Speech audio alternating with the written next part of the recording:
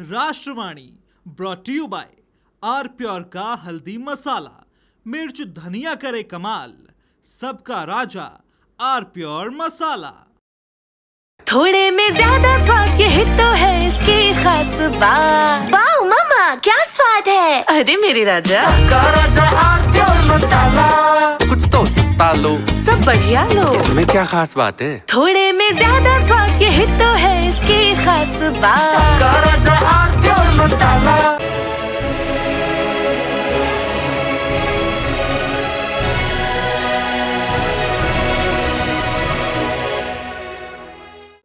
योगी जी ने एक बड़ी लक्ष्मण रेखा खींची है। वो कह रहे जिसका डीएनए भारत का है उसके हृदय में राम है। अब जिसका डीएनए भारत का नहीं है, भारत विरोधी डीएनए, उसके हृदय में राम नहीं होंगे, अन्यथा सबके हृदय में राम होंगे। एक बड़ी लकीर खींच दी उन्होंने। मेहमानों साहब का परिचय करा दें। प्रशांत पटेल हैं हमारे साथ, भारतीय जनता पार्टी के प्रवक्ता। प्रशांत जी का स्वागत है। डॉक्टर एसके दुबे हैं, समाजवादी पार्टी के प्रवक्ता। दुबे जी का बहुत स्वागत है। विवेक नारायण सिंह, कांग्रेस के वरिष्ठ नेता, विवेक जी का बहुत स्वागत है। दयाराम भार्गव, प्रवक्ता एसबीएसपी, दयाराम जी का बहुत स्वागत है। दुबे जी, मुख्यमंत्री रामायण और महाभारत काल के कथानकों को आज के राजनीतिक संदर्भों से जोड़कर इन दिनों लगातार हर पब्लिक मीटिंग में वो बता रहे हैं कि खरदूषण और सामने हो तो क्या करो, मारीच आए छल करने तो क्या करो, काल नेमी आए तो क्या करो, और नारी सम्मान के विरुद्ध अपराध करने वाला दशानन आए तो क्या होना चाहिए, और कौरवों का क्या हाल हुआ और पांडवों को जीत कैसे मिली। दुबे जी, वो रामायण काल को सीधे 2027 के काल से जोड़ रहे हैं, और मेरे ख्याल से रामायण से ज्यादा और कोई ऐसी कथा नहीं जो देश को पूरा कंठस्थ हो, उसकी आत्मा में बैठी हुई बात हो। आप किसी भी चीज को भगवान राम से जोड़ दीजिए भारत में। मुझे एक बात याद आती है, जिस वक्त आजादी की लड़ाई चल रही थी, बड़े बड़े विद्वान विदेशों से पढ़ के आए लोग थे भारत में, वो अपनी अपनी थ्योरी सब चला रहे थे, लेकिन गांधी जी ने सोचा और समझा, और उनकी मेधा औरों से ज्यादा थी, ऐसा मैं मानता हूं। तो वो इस सत्य को समझ पाए कि भारत में अगर मास मूवमेंट खड़ा करना है, जन जागरण करना है, तो राम से जोड़ना पड़ेगा। तो उन्होंने कहा कि राम राज्य के लिए लड़ाई है, और रघुपति राघव राजा राम, पतित पावन सीताराम, ये भजन उन्होंने प्रतिदिन गाना शुरू किया। योगी आदित्यनाथ भी राम कथा से ही जोड़ रहे हैं आज की राजनीति को। दुबे जी, देखिए नुक्ती साहब जी, चुनाव, अब ये मानो कि चुनाव का मोड़ आ गया है। आ गया। अब क्या है, 6 महीने के भीतर सब भाई। तो हाँ जी, और हो सकता है कि अभी जो बातें चल रही हैं कि दिसंबर में भी हो जाए, ये भी संभव है, क्योंकि बोर्ड के एग्जाम रहते हैं, तो कुछ भी हो सकता है, और नहीं तो अप्रैल में तो है ही। लेकिन मैं आपको एक चीज बड़ी ईमानदारी से बताता हूं कि इनके पास इसके अलावा हिंदू मुस्लिम नहीं, इसमें मुस्लिम की तो बात ही नहीं कर रहे, वो तो हिंदू की बात कर रहे हैं, मुस्लिम की बात नहीं कर रहे हैं। आप पूरी बात तो सुनिए।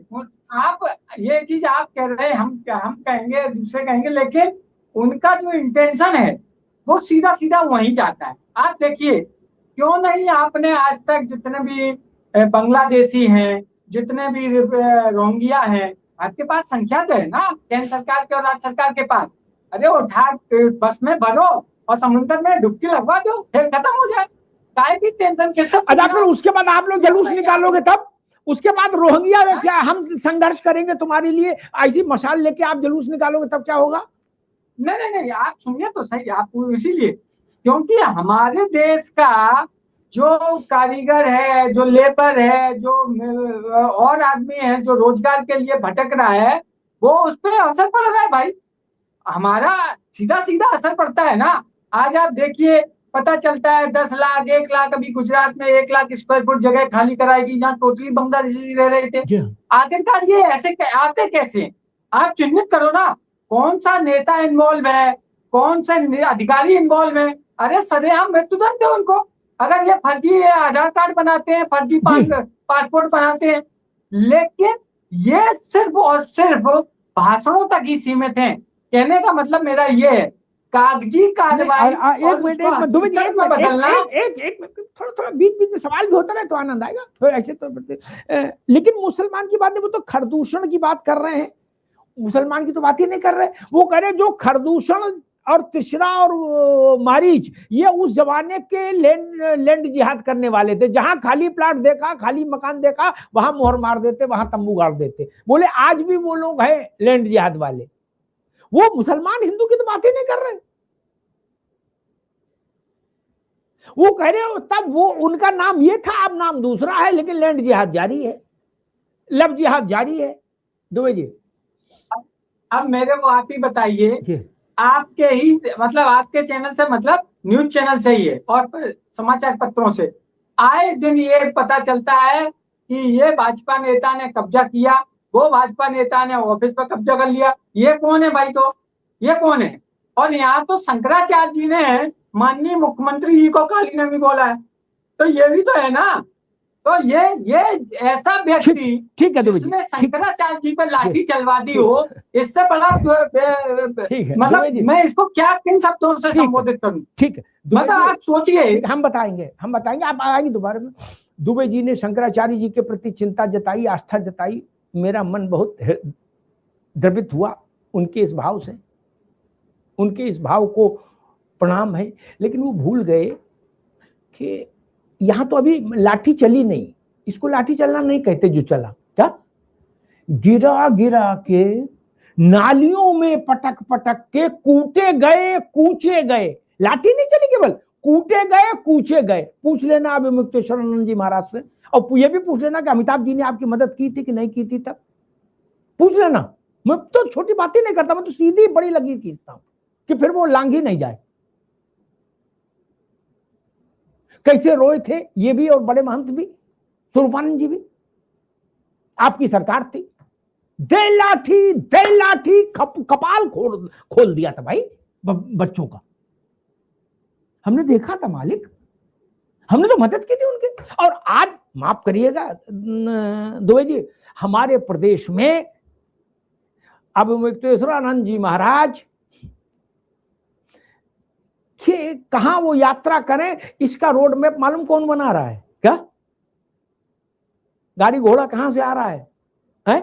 पूरी सब्जी कहां से आ रही है? पंखा कहां से लग रहा है? दरी कौन ला रहा है? बताएं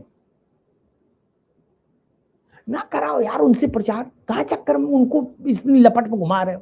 क्या किसनी, सासनी, फरुखाबाद, खिमसेपुर, मैनपुरी है ये करा रहे हो आप? गलत बोल रहा हूं तो टोक दीजिएगा। मैंने उनके एक बहुत प्रिय शिष्य से कहा, बोले भाई साहब हम महाराज जी आपके शहर में आए हैं फरुखाबाद। मैंने भाई ये ना करो यार, कुछ तो रखो इज्जत यार उनकी है। हर विधानसभा क्षेत्र में घुमाओगे? नहीं महाराज, वो बड़े लोग हैं, वो पूरा हिंदू मानस उन पर श्रद्धा रखता है। क्या आपने जब उनको नाली गिरा गिरा के उनका मुंह ऐसे ऐसे नाली में मारा था, तब भी हमने आलोचना की थी, ये मत करिए। और आज भी हम कह रहे हैं कि उनको उमरदा और विधुना मत घुमाइए यार। कौन सी लड़ाई उत्तर प्रदेश में लड़ी जा रही है हमको नहीं दिख रहा, क्या हो रहा है? हम बौरे हैं। अरे महाराज नहीं करो, ये तो बैठे हैं हमारे विवेक जी, ये खुद जानते हैं, ये तो खुद वहां प्रसाद लेके आए हैं, माला पहना के आए महाराज को, विवेक नारायण। नहीं कराइए, शंकराचार्य सबके दिखे ऐसा तो कुछ तो करो यार, झूठ कैसा ही कुछ तो कर लो।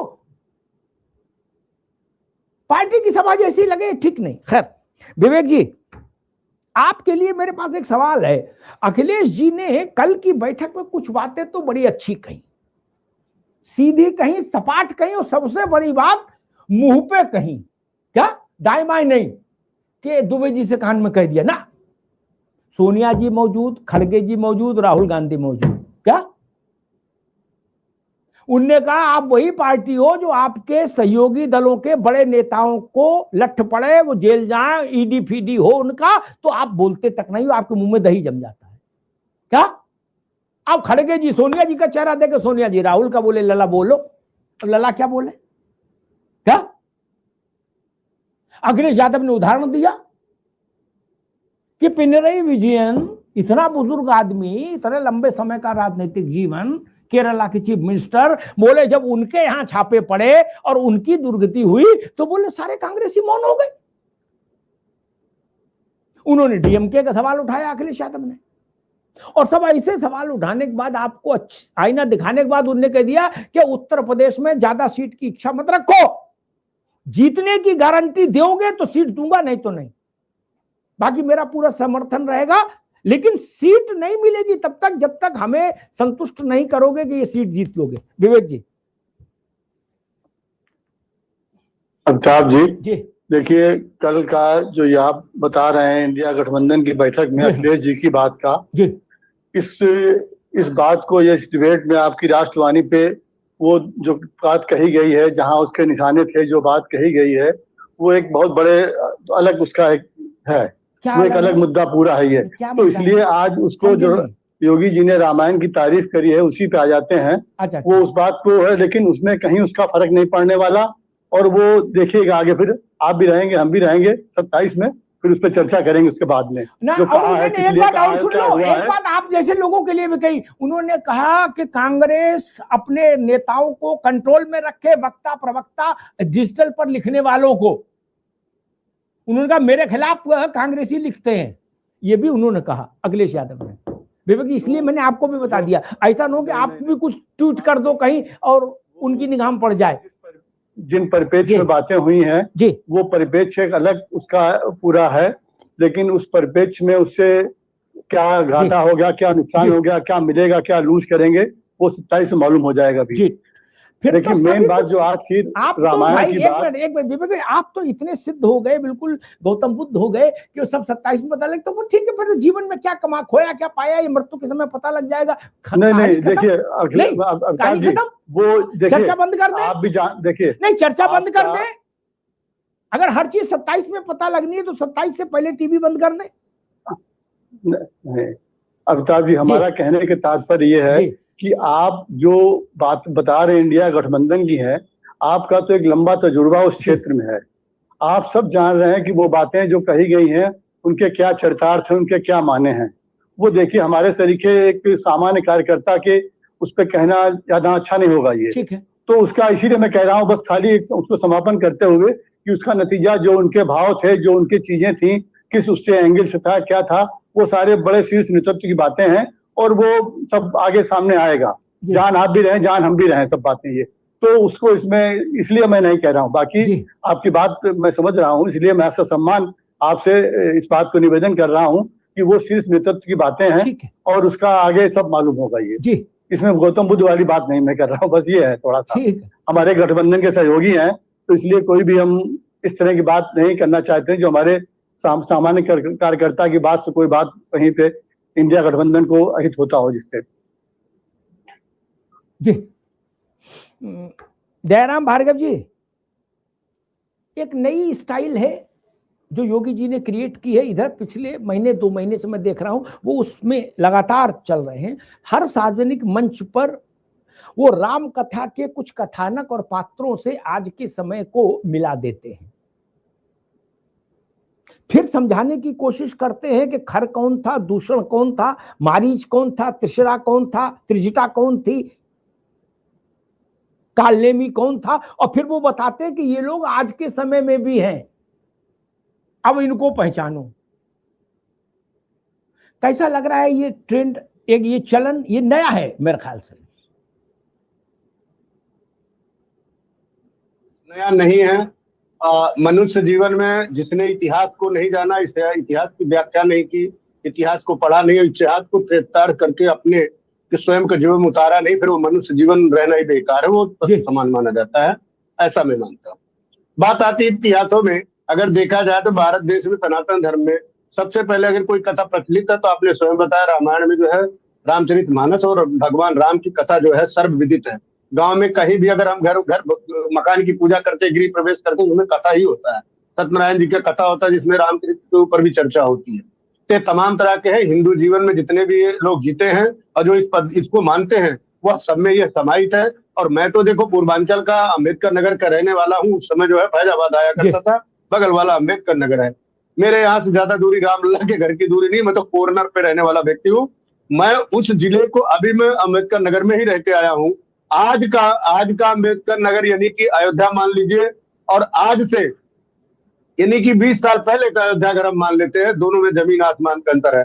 आज वही अयोध्या, भव्य अयोध्या, नव्य अयोध्या और उत्सव 24 घंटे चकाचौंध अयोध्या, हर चीज से परिपूर्ण अयोध्या आज वह अयोध्या है। उसी अयोध्या का अगर 20 साल पहले की हम परिकल्पना में चले जाएं तो वहां क्या था, वहां क्या रास्ते में दिखाई देता, कंकड़ पत्थर दिखाई देते, गलियां सूनी दिखाई देती थी, लोगों को आवागमन से क्या लेना देना था, श्रद्धा था। हम लोग जाते थे, सर्दी में डुबकी लगा के आते थे, रामलला का टेंट में जब विराजमान थे तो उनको जब हम परिक्रमा करके जब उनका नमन वंदन करते थे तो वो चीज आज चरितार्थ उसको हम देखते हैं, वो आज हमें मंदिर में दिखाई देता है कि हमारे आराध्य, हमारे प्रभु किस तरह इतने वर्षों तक जो है अयोध्या में जिनकी जन्मस्थली रही हो, जो सदियों से जितने भी हिंदू राजा रहे हो, उनकी कम से कम व्याख्या ने उनके मंदिर बनवा के उनका संरक्षण करने का काम किया। लेकिन ऐसा क्या है, एक प्रश्न आपसे मैं जरूर कहूंगा आपके माध्यम से, आप बताएं हमारे देश में जितने मंदिर हैं उनकी सुरक्षा तो देश की सुरक्षा कर्मी करती है, लेकिन इसी देश में जितने भी मस्जिद हैं क्या वहां कोई सुरक्षा गार्ड है? उनकी सुरक्षा क्यों नहीं? इसका ये जीता जागता प्रमाण है। आदि योगी जी मुख्यमंत्री जी वो कहते हैं, बिल्कुल चरितार्थ है, साफ शब्दों में रामायण और महाभारत को जो परिकल्पित करना चाह रहे, बिल्कुल सच्चाई है कि आज हमारे देश में मस्जिदों की कोई गणना नहीं है, लेकिन आप देखें मस्जिदों से सब कुछ निकलता है, लेकिन मंदिरों से ज्ञान बहता है। मंदिरों से जो है सनातन की जो प्यास होती है वो प्यास बुझती है, उस प्यास को बुझाने के, उस ज्ञान की धारा को लोग अपने अंदर चरितार्थ करने के लिए लोग वहां जाते हैं। लेकिन मस्जिदों में क्या होता है, मस्जिदों की परिकल्पना क्या है, उसके ऊपर कभी चर्चा हमारे देश में, कभी डिबेट का हिस्सा नहीं रहा कि मंदिर की सुरक्षा आप सुरक्षा कर्मी करें देश का और हमारे टैक्स का, और मस्जिदों का क्यों? लेकिन ये चीजें इसलिए है, और आज मैं फिर बता रहा हूं, उत्तर प्रदेश नहीं, ऐसे ही दिशा और दशा, ऐसे ही दिशा पूरे देश में आना चाहिए कि कम से कम राम नाम की परिकल्पना पूरे देश में होना चाहिए, और वो लोगों के मन मस्तिष्क में बैठना चाहिए कि हम अगर हिंदुस्तानी भारत देश हैं और हम अगर रामायण को मानते हैं, पढ़ते हैं, जानते हैं, जीते हैं, ठीक है दयाराम, तो अपने शरीर अंदर में उन परिक्रमा को लाने की कोशिश करना चाहिए।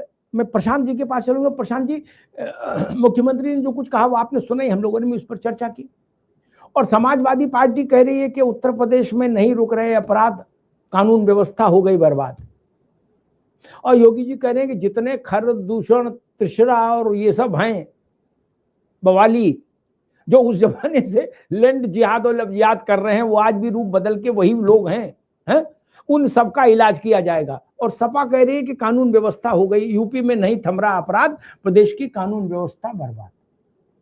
प्रधान जी।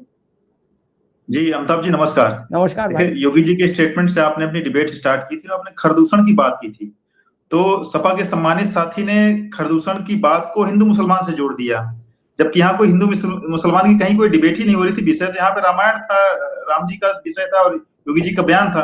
तो यानी कि क्या समाजवादी पार्टी इस्लाम का कोई चिन्ह भी नहीं था, जन्म छोड़ो, तब तो इस्लाम पूरी पृथ्वी पर कहीं कुछ था ही नहीं, न मक्का न मदीना, न पैगंबर न दीन, कुछ नहीं था भाई। रामायण के समय में कहा, महाभारत के समय में भी नहीं था।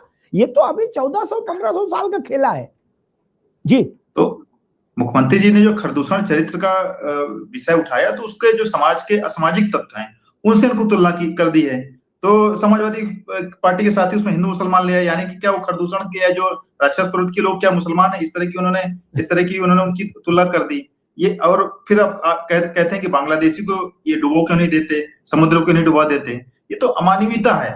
हम लोग बांग्लादेशियों को लगातार हजारों बांग्लादेशी बांग्लादेश की सीमा में उनको वापस भेजा जा रहा है। कृपया अगर आप न्यूज पढ़ें, और जब से हमारी बंगाल में सरकार बनी है, आए दिन बंगालियों को वहां धकेला जा रहा है। अभी कल भी वहां पे जो बीएसएफ लगी हुई है और जो बांग्लादेश की जो फोर्स है उनसे टकराव हुआ, वो लोग लेने से लोग मना कर रहे हैं। जो भी हमारा सीमा कुछ किलोमीटर की जो सीमा थी, ममता बनर्जी ने जमीन नहीं दी थी बीएसएफ को, उसमें फेंसिंग नहीं हो पाई थी, वो 15 दिन के अंदर शुभेंदु अधिकारी जी ने जमीन दे दी, उसमें फेंसिंग का काम कंप्लीट हो रहा है। पकड़ के, चाहे आप गुजरात देख लीजिए, चाहे महाराष्ट्र देख लीजिए, उत्तर प्रदेश देख लीजिए, हर राज्य, जितने भी बीजेपी शासित राज्य हैं, सब जगह से अवैध जो है बांग्लादेशी घुसपैठिए और रोहिंग्या पकड़े जा रहे हैं, उनको बांग्लादेश की सीमा में भेजा जा रहा है, उनको अंदर धकेला जा रहा है। असम में लगातार ये काम हो रहा है। लेकिन क्या सपा के साथी बताएंगे किसी कांग्रेस शासित राज्य में या विपक्ष शासित राज्य में कहीं कोई एक बांग्लादेशी पकड़ा जाता है क्या? नहीं पकड़ा जाता है। जब राज्य की सुरक्षा की जिम्मेदारी हर व्यक्ति की होती है, कानून व्यवस्था की जिम्मेदारी उस राज्य की होती है। आप हमारे पर सवाल उठा रहे हैं, हम कार्रवाई कर रहे हैं। और जो अधिकतर जो बांग्लादेशी घुसपैठिए आते थे पश्चिम बंगाल के ही रास्ते से आते थे, क्योंकि वहां की जो सीमा है काफी क्लिष्ट है, वहां प्राकृतिक स्थितियां ऐसी कि फेंसिंग कंप्लीट नहीं हो पाई। वो सब चीजें आप वो भी रुक जाएंगी। और ये समाजवादी पार्टी के लोग ही अधिकतर, आप देखिए, मैं तो लगातार 2024 के चुनाव के बाद से कह रहा हूं कि जिन जिन जिलों में समाजवादी पार्टी के सांसद जीते हैं उन जिलों में अपराध बढ़ा है और अपराध करने वाले समाजवादी पार्टी के कोर वोटर हैं। आप उन अपराधों का आंकड़ा उठा करके देखेंगे, उनके नाम सर्च करेंगे तो समाजवादी पार्टी के ही कोर वोटर कहीं न कहीं से निकलते हैं, इनकी पार्टी से जुड़े हुए लोग निकलते हैं। और फिर जब कार्रवाई होती है, कोई उस पर अगर इनकाउंटर होता है तो फिर उनको पीढ़ी याद आने लगता है, फिर उसका जाति धर्म ये लोग देखने लगते हैं। कोई भी व्यक्ति अगर अपराधी का जाति धर्म देखता है तो कहीं न कहीं अपराधी को संरक्षण प्रदान करने की मानसिकता वाला व्यक्ति होता है। जब आप कहते हैं कोई अगर आतंकवादी पकड़ा जाता है, कहते हैं आतंकवादी का धर्म नहीं होता, फिर अपराधी की जात कैसे हो गई भाई? जब वो अपराधी अपराध करता है तो वो तो जाति देखकर अपराध नहीं करता है। और जब वो मारा जाता है या जेल जाता है या उसका इनकाउंटर हाफ होता है या फुल होता है, तब आपको उसकी जाति दिख जाती। तो ये फिर दोहरा रवैया है। जब अपराध करने वाला व्यक्ति जात नहीं देखता, तो जब अपराधी पे कार्रवाई होती है उसकी भी जात नहीं देखनी जानी चाहिए। दुबे जी, दो बातें। एक तो जो स्टेटमेंट पर बीजेपी प्रशांत पटेल ने दिया कि भाई जहां जहां समाज सपा के सांसद चुने गए, जहां जहां सपा के विधायक चुने गए विधानसभा क्षेत्रों में, वहां अपराध तुलनात्मक रूप से ज्यादा बढ़े और अपराध करने वाले लोग, उनको अगर आप स्कैन करते हैं तो वो आपका जो कोर वोट की जो बिरादरी है वो उसी से कहीं ना कहीं संपर्क संबंध रखने वाले लोग दिखते हैं। एक दूसरी बात ये, तो इस पर आप रिप्लाई करिए। और दूसरा मैं ये कहूंगा कि जो आपने एक अद्भुत सुझाव दिया कि सारे बांग्लादेशी रोहिंग्या एक साथ पकड़ो, ट्रक में बंद करो और सागर में डुबो दो, ये सुझाव अगर अखिलेश जी दे दें अपने कंठ से तो फिर मैं उस पर एक डिबेट भी रखूं और मैं भाजपा की, राज्य की और केंद्र की दोनों सरकारों से कहूं कि अखिलेश जी के इस सुझाव पर तत्काल अमल करिए कि रोहिंग्याज को, बांग्लादेशियों को भरिए और हिंद महासागर में डुबोइए। दुबे जी, क्या ऐसा हो सकता है कि पार्टी आपके सुझाव को इंडोर्स कर दे? तो करने के पीछे जस्टिफिकेशन हो जाएगा कि भाई देश में लोकसभा में तीसरे नंबर की सबसे बड़ी पार्टी है, उसके अध्यक्ष ने मांग की है कि इनको डुबो दो। दुबे जी,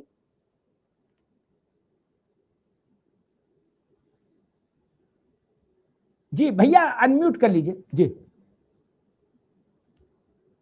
जब आपके पास मेजोरिटी है, विधानसभा में भी मेजोरिटी और केंद्र सरकार में भी आपकी मेजोरिटी है, और शायद हो सकता है कि अभी 20 और मिल जाएंगे तो आपकी संख्या 313 पहुंच जाएगी, ठीक है ना?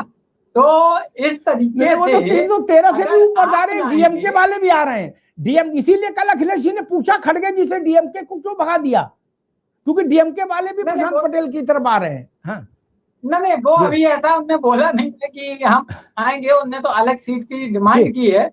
इन्होंने तो डिक्लेयर कर दिया है कि भाई हम एनडीए के साथ जाएंगे इसके लिए। खैर, आप देखिए डेली जो घटनाएं घटती हैं उसमें समाजवादी का कार्यकर्ता इन्वॉल्व नहीं होता उत्तर प्रदेश में, और उत्तर प्रदेश में ही नहीं, बाजू के दोनों प्रदेश में, चाहे एमपी ले लो, चाहे राजस्थान ले लो, सब जगह, और चाहे इधर बिहार साइड में, आप देखिए सत्ताधारी पार्टी के नेता ही इन्वॉल्व होते हैं। और कैसे कैसे नमूने वाले, मतलब अब क्या बोलूं, टीवी उस पर चैनल पे इस तरीके के लोग अगर समाज में आकर इस तरीके के कुकृत्य करेंगे तो समाज का क्या होगा।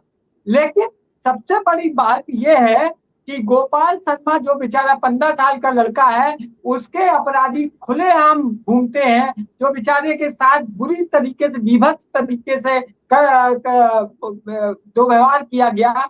और दूसरे को तुरंत, अगर आपकी पारदर्शिता है आपके न्याय में तो फिर सबके लिए होनी चाहिए ना। आज तक वो बेचारे जो BPCL, Bharat petroleum corporation limited के 2 अधिकारी जो, जिनके यहाँ उनको ऑन द स्पॉट कंपनी के अंदर मार दिया, उनका क्या हुआ? बिल्डोजर चला। कहने का मतलब यही तो है कि अगर आप कहते हैं तो उसको करके दिखाओ, लेकिन पर्दा डाल के आप काम करेंगे तो विपक्षी दल होने के नाते हम उसका विरोध नहीं करेंगे। दुबे जी, तब अब यही आप मांग उसको कर दो कि और बुलडोजर को और गति के साथ चलाया जाए, यही मांग कर दो कि बुलडोजर को और गति के साथ चलाया जाए। आप तो बुलडोजर के खिलाफ खड़े हो जाते हो यार, यही तो समस्या है समाज में। आप अभी कहीं बुलडोजर चले सोनभद्र से लेके और सहारनपुर तक, आप तुरंत खड़े हो जाओगे, तुरंत ट्वीट ठोक दोगे ये बुलडोजर राज है, ये नहीं चलेगा, 27 में सारे बुलडोजर गोरखपुर भेज दूंगा। समाज में न्याय लाने अब के आप लिए कह रहे हो अगर गोरा चला कि रहे भाई हो, तो बुलडोजर क्यों नहीं चला? समाज में न्याय लाने के लिए अगर आप चला रहे हो तो हम स्वागत करते हैं, लेकिन अगर आप कानपुर में माँ बेटी को जलाने के लिए बुलडोजर चलाते हो तो समाजवादी पार्टी उसका विरोध करेगी। नहीं तो मतलब पहले बुलडोजर चलाने से पहले आपसे पूछना चाहिए क्या आप विरोध हमसे नहीं नहीं, करोगे? हाँ। कागजी कार्रवाई इंक्वायरी पहले आप अपने अधिकारियों से लें। ऐसा ना हो कि माँ बेटियों को जलाने के लिए आपके अधिकारी तमाशा देखें, आपके नेता तमाशा देखें और अंदर माँ बेटी जल जाए। इस तरीके का न्याय नहीं चाहिए ना उत्तर प्रदेश की सरकार को, ना हिंदुस्तान की आवाम को। अच्छा, खोड़ा में जो न्याय हुआ वो ठीक था दुबे जी, एक मिनट, खोड़ा में जो न्याय हुआ बुलडोजर यहाँ भी चला, ये तो ठीक है, इसमें तो कोई माँ बेटी नहीं जली, इसका तो समर्थन कर दो। उसका खोड़ा वाले का तो समर्थन गोपाल शर्मा के बेचारा बच्चा को मारा गया भी ठीक है, मैं कह रहा हूँ खोड़ा वाले का तो समर्थन कर दो। अरे मैम वही तो मैंने यही तो उठाया कि वो उससे पहले की घटना गोपाल शर्मा बच्चे वाले कांड, उसका आज तक क्या हुआ, उसने क्या किया? ठीक, लेकिन खोड़ा वाले का तो समर्थन कर दो कि हाँ अच्छा है कानून व्यवस्था के लिए। समर्थन हम तब करेंगे जब हम गोपाल शर्मा के हत्यारों का भी बुलडोजर चल जाए। अच्छा, उससे पहले नहीं करेंगे। अच्छा ठीक, उससे पहले नहीं करेंगे ना, ये कह रहे हैं नहीं, उससे पहले तो अन्याय है ना। ठीक है, मैं समझ गया। अच्छा, इरफान सोलंकी के यहाँ जो चला बुलडोजर उसका भी स्वागत नहीं करेंगे? नहीं, कोर्ट के थ्रू कोई भी बुलडोजर चले हम उसका स्वागत करेंगे। दुबे जी यही समस्या है, कोर्ट के थ्रू चलने वाला बुलडोजर हम उसका स्वागत करेंगे, क्योंकि कोर्ट ने ही बोला है, ये शिव कुमार दुबे समाजवादी पार्टी नहीं बोलती है, कोर्ट ने ही बोला है कि उत्तर प्रदेश के मुख्यमंत्री को बुलडोजर चलाने से पहले विचार करना चाहिए। ठीक है दुबे जी, एक दो तीन बातें कह के विवेक भाई के पास जाऊंगा। एक तो मुख्यमंत्री और प्रधानमंत्री बुलडोजर नहीं चलाते, एक तो ये दिमाग में सब लोग क्लियर करो। ठीक, ये बहुत छोटे सरकारी मुलाजिमों का विषय होता है। एक बुलडोजर के जितने कृत्य होते हैं उसमें अधिकांश में कोर्ट के आदेश होते हैं, अधिकांश में, मेजॉरिटी में।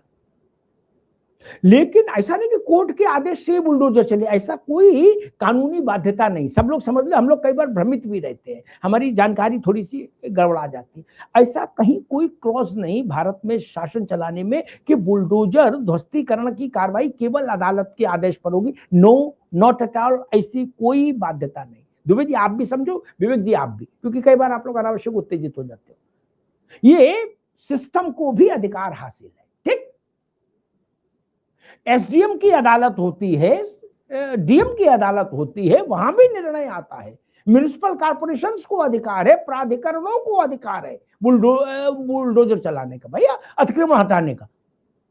हमने एक राग अलग बोला सुप्रीम कोर्ट से लाओ पहले कि गुड्डू की दुकान हटेगी। नहीं, ऐसा कहां लिखा सुप्रीम कोर्ट से लाओ?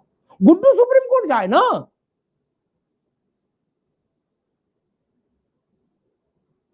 इसलिए ये भ्रम मत पालिए। कुछ लोग ऐसे कह देते भाई साहब कोर्ट का आदेश था। कोर्ट का आदेश मैंडेटरी नहीं है भाई। आपने किसी के विधि की व्यवस्था का उल्लंघन करके गलत तरीकों से जमीन हड़प ली, वहां निर्माण बना दिया, निर्माण हटा दिया गया, आपको उस पर ऐतराज है, आप कोर्ट जाइए। विवेक जी यही तो है ना बात, तरीका तो यही है। आपने कन्नौज में सरकारी जमीन पर अपना मकान बना दिया, संबंधित विभाग ने आपका मकान ध्वस्त कर दिया, आपको तकलीफ है कि मेरा मकान गलत ध्वस्त हो गया, मुझे कब्जा रहना चाहिए था, आप अदालत जाएंगे। यही ना तरीका है विवेक जी? विवेक नारायण जी, मेरा विवेक जी तक कुछ तकनीकी समस्या। दयारा भार्गव, इस बार इस बात पर बात होती है बुलडोजर और अतिक्रमण हटाओ।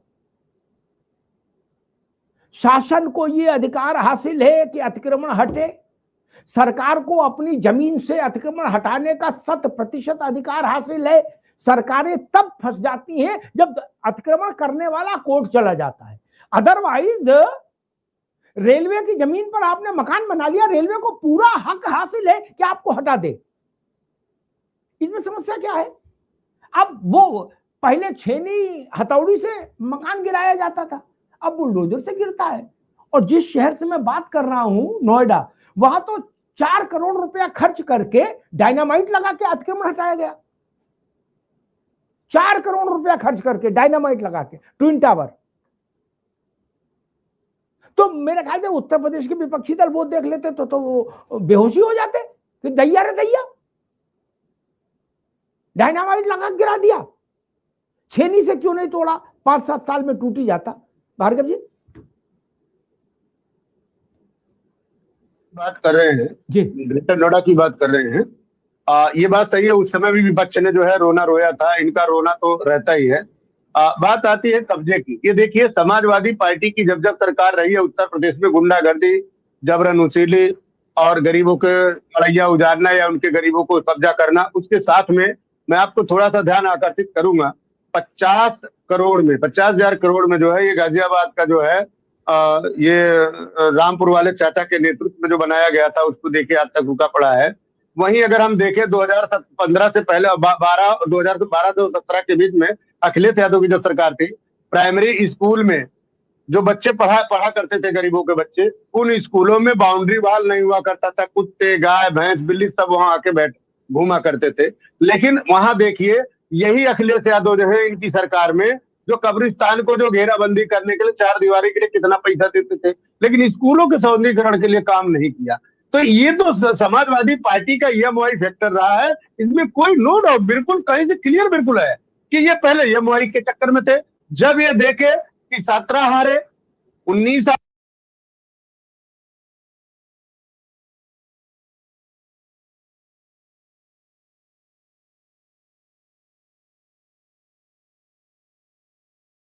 22 हारे, 24 हारे, ये PDA लेके आगे 24 में। PDA का इन्होंने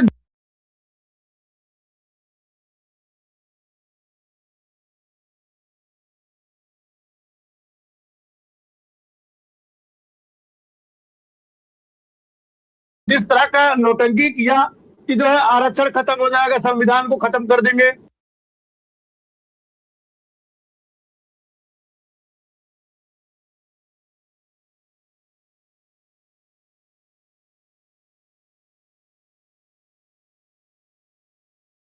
तो इन्होंने एक बार इसको चढ़ा दिया, दोबारा चढ़ेगा नहीं। और ये बात सही है कि उत्तर प्रदेश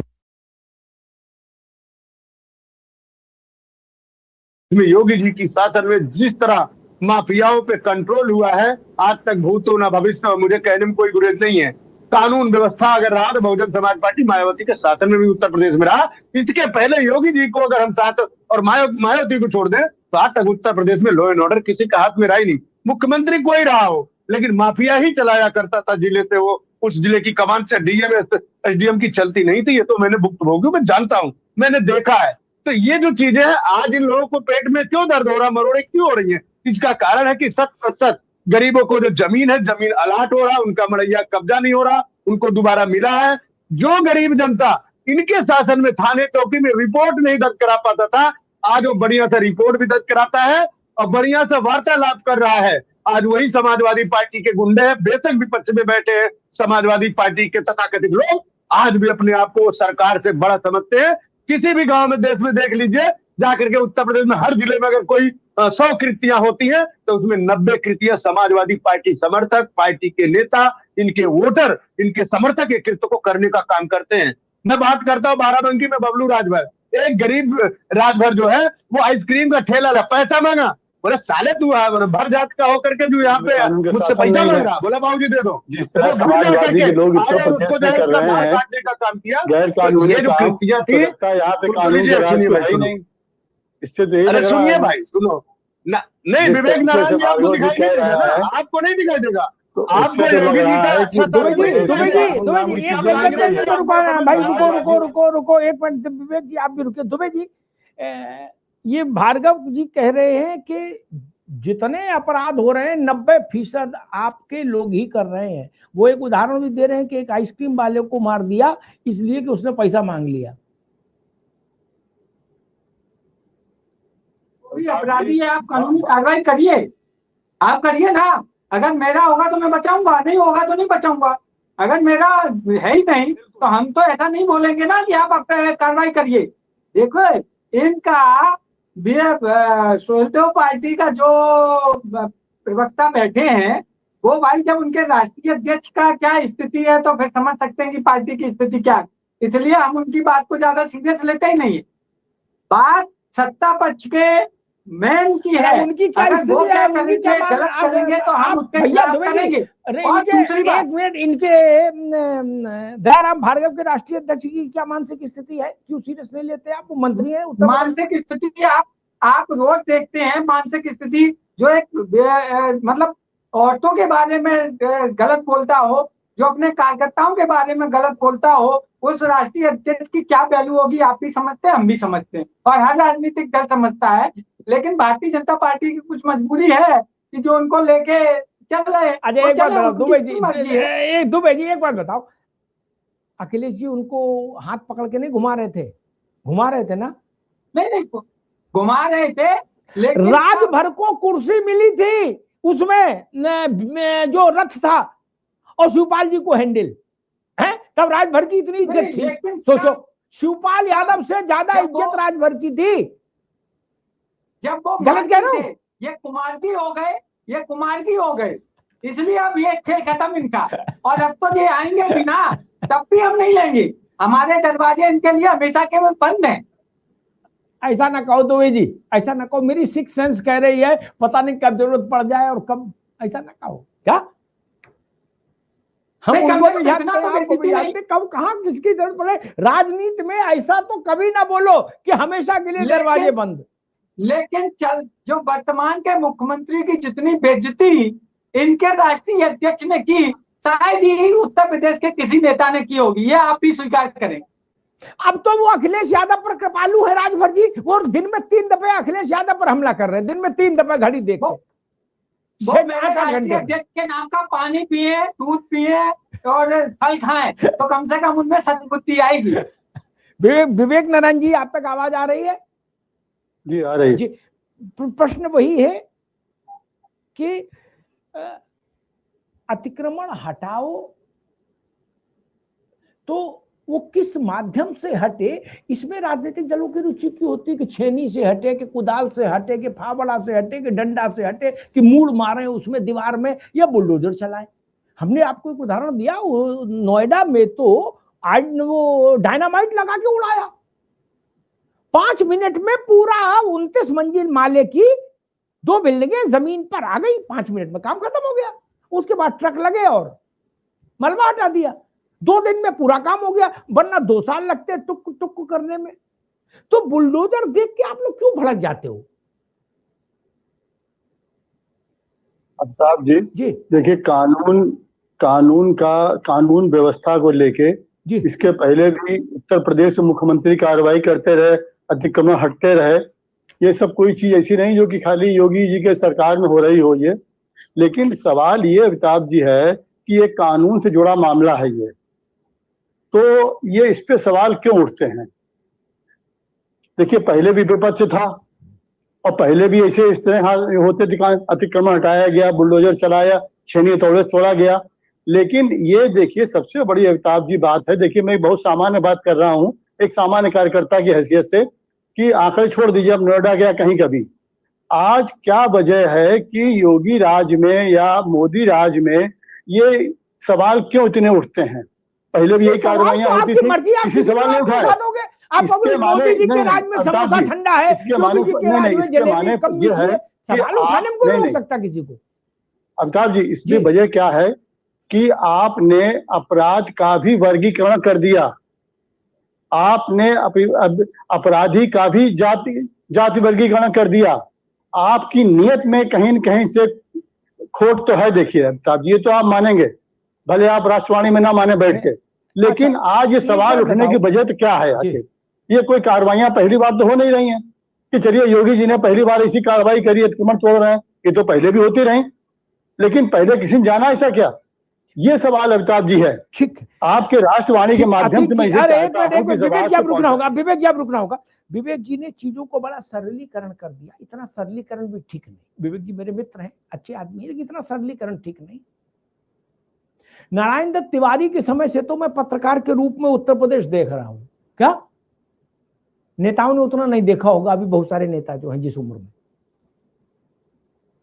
मुख्तार अंसारी के कद के अपराधी के महल दुमहले समतल करके वहां गरीबों को मकान बना दिए हो, किसी माइकल लाल ने नहीं किया। आप कह रहे हो पहले भी बहुत होते रहे। हमने वीर बहादुर देखे, हमने श्रीपद मिश्रा देखे, हमने नारायण दत्त देखे, विश्वनाथ प्रताप देखे, हमने कितने मुख्यमंत्री देखे।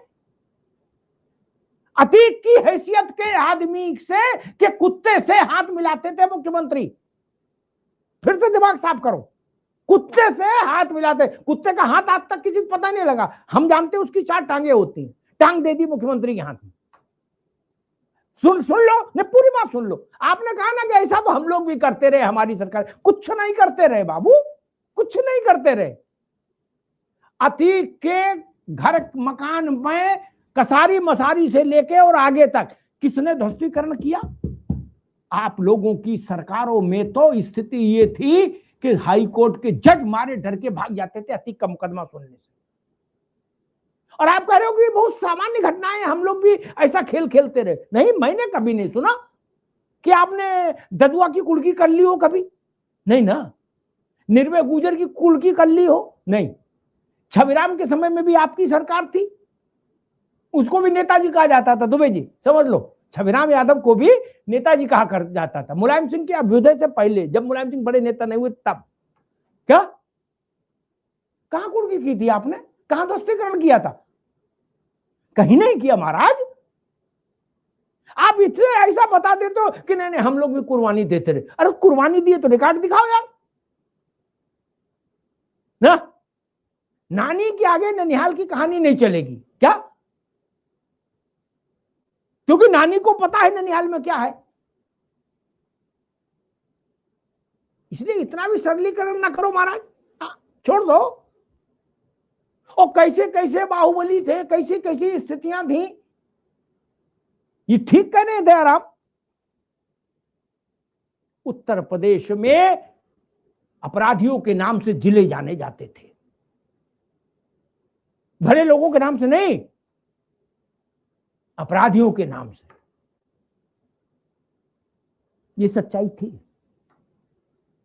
बांदा में ददुआ ही फाइनल अथॉरिटी थे। जो कहे नहीं वो झूठ बोल रहा है, झूठा है। एक खटिया पे ददुआ और उसके सामने खाट पर या लकड़ी की कुर्सी पर, बिना गद्दीदार कुर्सी पर मुलायम सिंह। नहीं, हमको मालूम है जन्नत की हकीकत क्या है महाराज। कहां चक्कर पड़े हो? ददुआ कौन था? ददुआ सत्यनारायण कथा कहते थे। ददुआ शंकराचार्य थे। क्या थे ददुआ? ददुआ फतवा जारी करते थे विवेक जी, इसी उत्तर प्रदेश में। और मुख्यमंत्री उनको सैल्यूट करते थे झुक के। क्या ददुआ के परिवार में कोई बच्चा नहीं जो 25 साल का हो गया जिसको ददुआ ने सपा में लाल बत्ती नहीं दिलवा दी? बोलो, दुबे जी बैठे बता दें कि मैं गलत बोल रहा हूं तो। हमें तो अपने आप याद है सब। हमें उसके लिए गूगल की जरूरत थोड़ी ना है कि लैपटॉप लाओ कि कंप्यूटर लाओ, क्योंकि हमने वो दृश्य देखे हैं मित्र। हमने बलखड़िया देखा, निर्भय गुजर देखा, ददुआ देखा, छविराम देखा, पोथी देखा, लाला राम देखा, फूलन देखी। ये लोग सांस्कृतिक कार्यक्रम करते थे। ये लोग सांस्कृतिक कार्यक्रमों में आते थे क्या? ये जनगणमन करते थे? नहीं ना महाराज। इसलिए इतना भी सरलीकरण ना करो। ठीक है, आप लोगों ने भी कुछ किया थोड़ा बहुत, लेकिन कांग्रेस में ऐसा कौन हुआ जो अतीक अहमद से कहे कि हम तेरे घर को गिरा के राख कर देंगे, तेरे महल को गिरा के समतल कर देंगे? नहीं ना। आपके इतने दबंग नेता ही नहीं कोई हुआ, बता दो। तिवारी जी आदमी अच्छे थे, लेकिन इतना धीरे बोलते थे। कैसे भगवान प्रभु क्या बीपी सिंह ने थोड़ा बहुत हलचल की। अब दुबे जी बैठे हैं, क्या कहूं, बीपी सिंह ने जब हलचल की थोड़ी सी, तो सबसे पहले मुलायम सिंह को डर लगने लगा। दुबे जी क्या, वो भाग के आए दिल्ली और चौधरी चरण सिंह के पास पहुंचे, बोले हमारी जान बचाओ, हमें हमारा एनकाउंटर हो जाएगा। सच्ची घटना है, झूठी घटना नहीं बता रहा। जब डकैत उन्मूलन अभियान चला रहे थे विश्वनाथ प्रताप, क्या तब उनने कहा कि भाई ठीक है, अब इसकी लड़के की जान बचानी है, चौधरी साहब ने कहा, तो इसको अपनी पार्टी का कुछ पद दे दो ताकि फिर उसके कारण इसकी जान बच जाएगी। जाके चेक कर लेना गूगल में, विवेक जी को नहीं याद होगा, हमको याद है। प्रशांत पटेल, खैर फिर वही बात है कि भाई तेरी कमीज मेरी कमीज से ज्यादा साफ क्यों। आपने कहा कि सपा के लोग अपराध में संलिप्त पाए जा रहे हैं, दुबे जी कह रहे हैं, विवेक नारायण जी कह रहे हैं ना, सारे अपराधी तो भाजपा के ही हैं। प्रधान जी इनकाउंटर होता है समाजवादी पार्टी की उनकी जाति लेकर के आ जाती है। गोपाल शर्मा की बात हुई, गोपाल शर्मा के भी जो आरोपी थे उस बच्चे को मारने वाले, उनका भी इनकाउंटर हुआ है और यहाँ पे खोड़ा में तो कार्रवाई हुई है।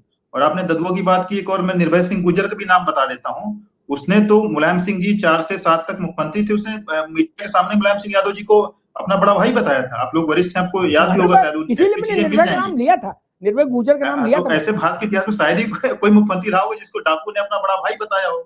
तो कौन किसको संरक्षण देता था ये चीजें। और ददुआ के तो बेटे और भाई जो है समाजवादी पार्टी से सांसद विधायक रहे, अभी भी समाजवादी पार्टी से लड़ते हैं, उनकी पार्टी में है। और रही बात बुलडोजर की, देखिए बुलडोजर पे कार्रवाई करने के लिए कोर्ट के आदेश की आवश्यकता नहीं होती। सुप्रीम कोर्ट ने केवल इतना बोला था कि अगर प्राइवेट प्रॉपर्टी घर है, उस पर अगर कोई नक्शे वगैरह का प्रश्न है तो उसको 15 दिन का नोटिस दिया जाना चाहिए। संभल में बकायदा 15 दिन का नोटिस देकर के 1.5 साल से कार्रवाई चल रही, कहीं किसी कोर्ट ने रोक नहीं लगाई। लेकिन अगर कोई सरकारी जमीन है, सड़क है, वाटर बॉडीज है, नाली है, वहां पर कब्जा है, उस पर कोई नोटिस देने की आवश्यकता नहीं है। उसी के अंतर्गत सारी कार्रवाइयां हो रही हैं और इसलिए कोर्ट की कहीं पे कोई संज्ञान भी नहीं लेता है, ना ही कोर्ट की तरफ से कोई आदेश होता है। जब अगर इलीगल आप कहीं पर भी काम करेंगे, अभी आज बिहार में जो है भाजपा सरकार में जो मंत्री हैं, एक महिला है गुप्ता, उनका भी कुछ घर सड़क में आ रहा था, वहां पे बुलडोजर चला है। उत्तर प्रदेश में ऐसे n नंबर साफ एग्जाम्पल है। तो जहां पे कार्रवाई होती, बिना जाति धर्म देखे, बिना पार्टी देखे उत्तर प्रदेश में कार्रवाई हो रही है। हम लोग कहीं कोई विक्टिम कार्ड नहीं खेलते हैं और बुलडोजर से किसी कोई डरने की आवश्यकता नहीं है। आप अगर गलत काम नहीं करते हैं तो क्यों फिर डर रहे हैं। इसका मतलब अगर समाजवादी पार्टी के लोग ही सबसे अधिक अखिलेश जी चिल्लाते हैं जब कहीं कोई अपराध की कार्रवाई होती है। अभी ओम प्रकाश राजभर जी पे व्यक्तिगत टिप्पणी करते हैं, जब उनके साथ गठबंधन में तो ठीक है। और बार बार इस तरीके में देखता हूँ कि ओबीसी नेताओं समाजवादी मानसिकता से कहीं वो ग्रसित हैं, इसलिए नहीं चाहते किसी ओबीसी वर्ग का कोई व्यक्ति आगे बढ़े, नेता आगे बढ़े। अगर कोई आगे बढ़ता है तो कोई समस्या होने लगती है, व्यक्तिगत टिप्पणी करने लगते हैं। ओम प्रकाश जी ने तो बोला कि मैं तो टेम्पो चला के आगे बढ़ाऊं, गरीब गुरबा की लड़ाई क्या हूँ, आगे भी करता रहूंगा। आप उनसे क्या समस्या हो रही है। और ओम प्रकाश राजभर जी ने सवाल तो जाति का नाम लेकर के सवाल उन्होंने उठाए हैं। 3-3, 4-4 राजभरों की हत्या यादवों ने की है। कौन थे यादव? समाजवादी पार्टी के लोग थे। कौन सा गलत कर रहे हैं, उनका फैक्ट पे जवाब दीजिए ना। वो तो लिख रहे हैं, ट्विटर पे ऑफिशियल लिख रहे हैं, उनका जवाब दीजिए। वो आप दिख नहीं पाओगे, आप उनको ओम प्रकाश राजभर जी व्यक्तिगत कमेंट करने लगते हैं। जी 9 राजभरों की हत्या यादवों ने करी है, 9 राजभरों की हत्या यादवों ने करी है। वो कह रहे हैं 9 राजभरों की हत्या यादवों ने की। दुबे जी नहीं, इसमें तो कैसा है कि अगर हमारी आपकी पर्सनल दुश्मनी भी है तो उसको ये लोग राजनीतिक एंगल दे देते हैं कि समाजवादी पार्टी ने ये कर दिया है, और बाद में जब इंक्वायरी होता है तब मामला कुछ और दूसरा निकलता है। इसलिए, और दूसरा एक और इम्पोर्टेंट बात, मुझे बड़ा आश्चर्य होता है कि जब कुछ क्राइम हो जाता है, अपराध हो जाता है, उसके बाद इन्हें पता चलता है भैया ये तो इलीगल घर बना हुआ है। अरे भाई, आपके पास तंत्र 10 साल से है, 10 साल तक आज तक आपने यही नहीं पता कर पाया है कि कौन सी जगह इस सरकार की कब्जा की हुई है, कौन सी जगह पे अवैध कब्जा किया हुआ है। बड़े शर्म की बात है कि आपके पास पूरा तंत्र है, शहर का सेक्रेटरी या गांव का सेक्रेटरी, लेखपाल, आपके पास सारे हैं जो एक एक इंच जगह का कैलकुलेशन करके आपको बता सकते हैं किसने कहां पर जगह कब्जा किया है। लेकिन आप चिंता में सोए, आपको सिर्फ तब दिखाई देता है जब कोई घटना घटती है, आप घटना का इंतजार करते हैं, उसके बाद पब्लिक को दिखाने के लिए बुलडोजर चलाते हैं और इनकाउंटर करते हैं। और सबसे बड़ा विकास दुबे का इनकाउंटर कौन कानून ने भी जिस पे, कोर्ट ने भी जिस पर उंगली उठाई, आपने कोई उंगली नहीं उसको उठाई। जाने दुबे जी मार दिया। एक मिनट ठीक है दुबे जी, अब एक मिनट, अब समय नहीं भैया। दुबे जी एक बात बता दे ताकि तथ्य स्पष्ट रहे। मेरी बहस में तथ्य उतने ही पवित्र होने चाहिए जितना गीता है। विकास दुबे के एनकाउंटर का मामले पर एक कमेटी बनी, सुप्रीम कोर्ट ने कमेटी बनाई, भाजपा ने नहीं बनाई कि जगत प्रकाश नड्डा ने बना दिए ना। उसने जांच की, जांच करके सुप्रीम कोर्ट में रिपोर्ट फाइल की। सुप्रीम कोर्ट ने कहा ओके। कहा सुप्रीम कोर्ट ने कि विकास दुबे को गलत मार दिया गया? कहीं नहीं कहा। ये आपको किसने बता दिया कि विकास दुबे को मार दिया गया? गलत स्टोरी है। आपको मुश्किल ये है कि आपको अपराधी मारा जाए तो आपत्ति, अपराधी का घर गिरे तो आपको आपत्ति। काहे को पड़ते हो इन चक्करों में महाराज? अपराधियों के लफड़े से दूर रहो, मारे जाए चाहे घर गिरे, आप तो क्या मतलब यार? आप सबके बचाव में आते हो, बोले विकास दुबे, निर्भय गुजर, ददुआ, फलान ढिकान। निर्भय गुजर का वो प्रशांत पटेल बता रहे थे, निर्भय गुजर का रंगबाजी का आलम ये था, सोच लो आज नेटफ्लिक्स उस पर सीरीज बनाई है। क्या वो अपने किस्म का पगल था निर्भय गुजर? वो बड़ा भाई मानता था तो कुछ तो कहीं कुछ दिल विलय होगा। ये सब समस्या है। और मैं तो कहता हूं राजनीतिक पार्टी को इससे क्या फर्क पड़ता है, क्यों पड़ना चाहिए कि अपराधी कैसे मारा गया इसकी जांच हम करेंगे? आप कौन होते हो यार? आप कोर्ट हो नहीं, आप पुलिस हो नहीं, आप शासन हो नहीं, फिर आराम करो। आपके पेट में क्यों दर्द है विकास दुबे पर? और वो आरोप लगा रहे हैं राजभर कि नवराजभर मार दिए यादवों ने, तो आप कह रहे हैं ये तो आपस की लड़ाई है। विकास दुबे कथा करते थे, उन्होंने 8 पुलिस वाले मार डाले और एक सीओ को कुल्हाड़ी से काट दिया, उसकी भी चिंता आपको है यार? काहे को चक्कर में पड़ते हो? और जिसका घर गलत टूट जाएगा उसके लिए अदालत खुली है। अदालत मुआवजा भी ऑर्डर करेगी, दंड भी देगी अधिकारी को। फिर क्या समस्या है? और पूरे देश में ये गलत प्रचार कर दिया विपक्ष के लोगों ने कि बुलडोजर कोई नहीं चला सकता बिना सुप्रीम कोर्ट के ऑर्डर के। ऐसा कहीं नहीं लिखा यार, मुंसिफ से भी ऑर्डर लेने की जरूरत नहीं। ये सरकार क्या छोले भटूरे बेचने के लिए चुनी जाती है फिर, जब सब काम अदालत को ही करना है? जिसको देखो विपक्ष के नेता को छोटा हो बड़ा करा, अदालत से आदेश नहीं लिया था। अदालत से आदेश लेने की जरूरत नहीं महाराज। और आप लोग इतने अदालत प्रेमी हो दुबे जी, इतने अदालत प्रेमी हो, कसम से कई बार मेरी आंखें भर आती हैं अदालत के प्रति आपका प्रेम देख के। क्या मेरा दिल भर आता है। फिर मुझे वो घटना याद आ जाती है। एक बार मैंने किसी से पूछा, गया इलाहाबाद, तो मैंने पूछा भाई हाई कोर्ट में ये इतना पैरामिलिट्री फोर्स क्यों है, सेंट्रल फोर्स?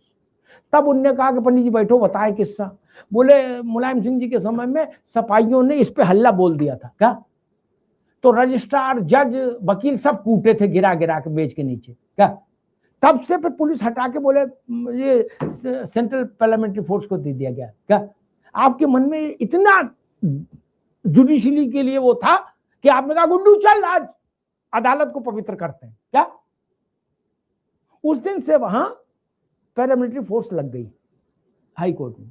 इतना पवित्र कर दिया आपने जाके, दे दवादब, दे सटासट है, वरिष्ठ जज, कनिष्ठ जज जो मिला उसको। क्या कोई बाथरूम में बंद हुआ, कोई पूरा सन्नाटा खींच दिया आपने भगवान का नाम लेके। क्या कहीं लिखा था? आपको हक किसने दिया कि आप जजों को मारेंगे, वकीलों को मारेंगे? हैं? उसी घटना के बाद से विवेक जी को याद नहीं होगा, क्योंकि ये इलाहाबाद जाते ही नहीं।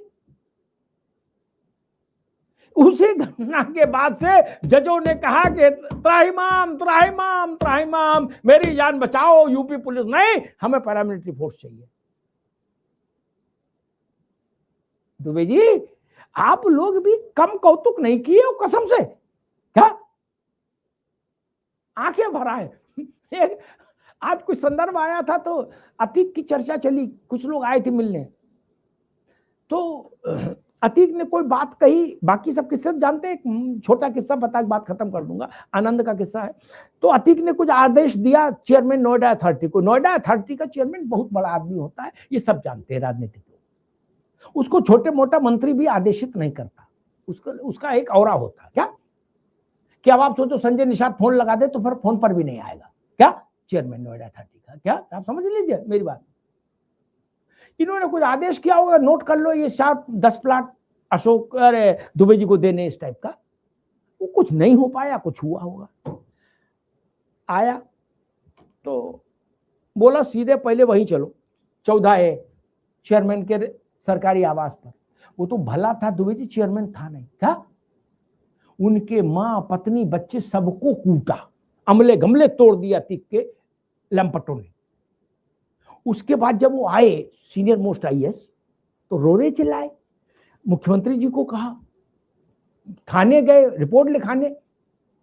थानेदार ने कहा साहब लखनऊ से कहला दो, रिपोर्ट लिख लूंगा, बाकी मैं विवश हूं। क्या लखनऊ से उनको फोन आया कि अब ज्यादा ना करो, छोड़ो, हमें भी दुख है जो तुम्हारे साथ हुआ, लेकिन अब छोड़ो, जाने दो, रिपोर्ट मत लिखाओ। क्या आप पूछ रहे हो कि बुलडोजर क्यों चल रहा?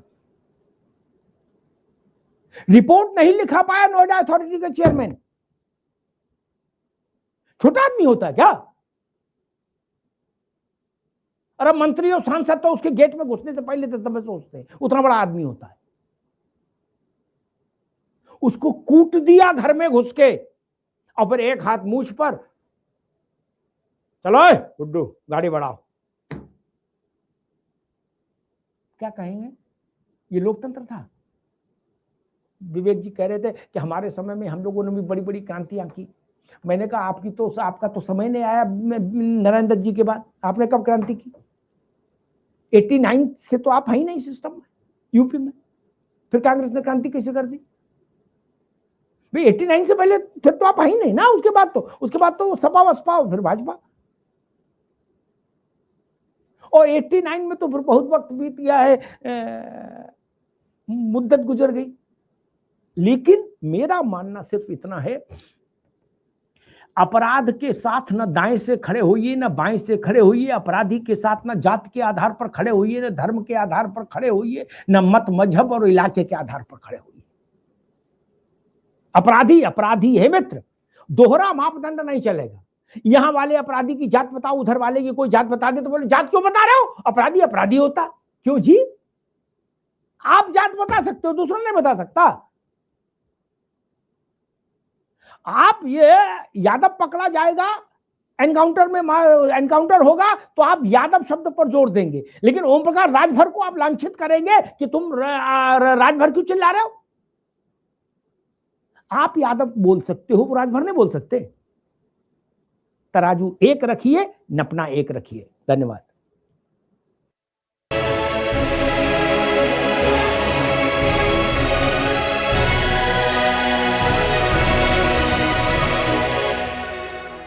थोड़े में ज्यादा स्वाद, यही तो है इसकी खास बात। वाओ मम्मा क्या स्वाद है। अरे मेरे राजा, सबका राजा आरती और मसाला, कुछ तो सस्ता लो, सब बढ़िया लो। इसमें क्या खास बात है? थोड़े में ज्यादा स्वाद, यही तो है इसकी खास बात। सबका राजा आरती और मसाला।